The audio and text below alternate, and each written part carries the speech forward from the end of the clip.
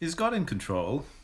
Or is he scrambling like so many of us trying to know how to deal with this virus?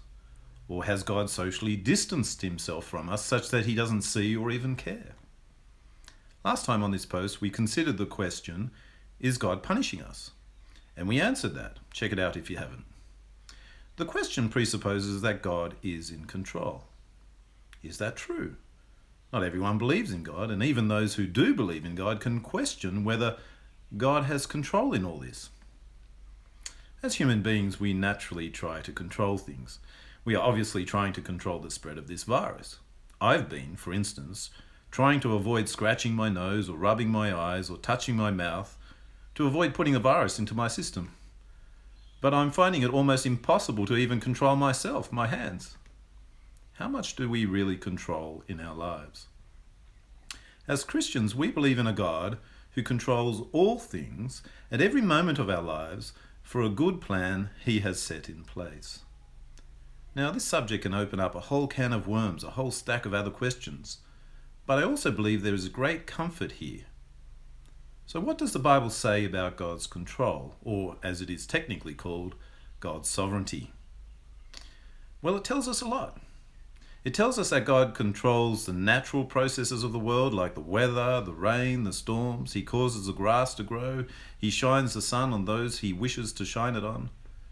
It tells us that God controls the natural world of animals, the birds, the fish, the insects, from the very small bacteria and microbes to the powerful and impressive lion and bear.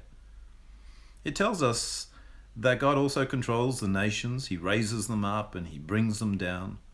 And it tells us that God controls seemingly random events like the casting of a dice or the death of a sparrow. It tells us that God controls the spiritual realm of angels and demons, and even the devil is under his control. He controls evil. And it tells us that God controls the future. He has appointed the times of when and where we would be born, and he determines the times of when and where we would die.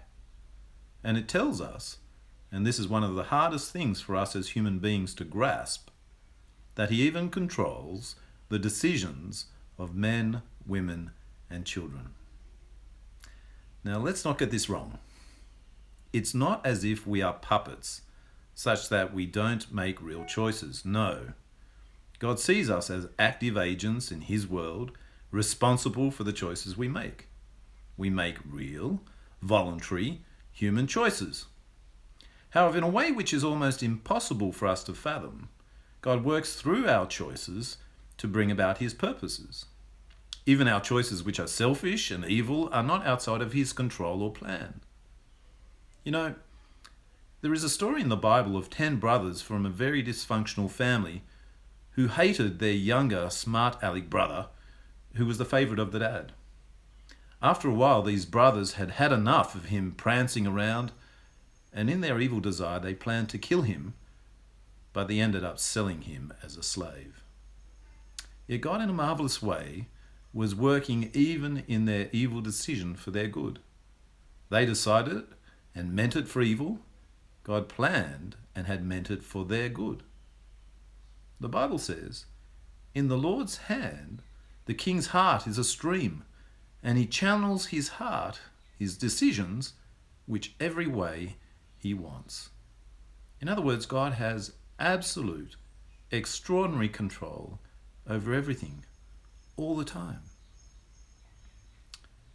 Now that might raise a whole lot of other questions for you. Please put them in the comments. We'd like to address them. Yet there is great comfort here if we know God as one who cares for us deeply. Jesus said to people who were fearful, "Are not 2 sparrows sold for a penny? Yet not one of them will fall to the ground outside your Father's will. And even the very hairs of your head are all numbered. God knows about every single one of them. So don't be afraid. You are worth more than many sparrows."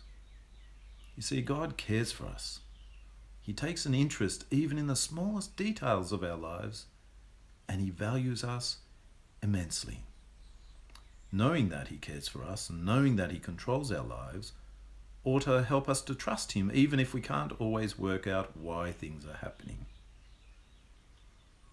Well, we have seen that God controls all things, but in his control, does he have a plan?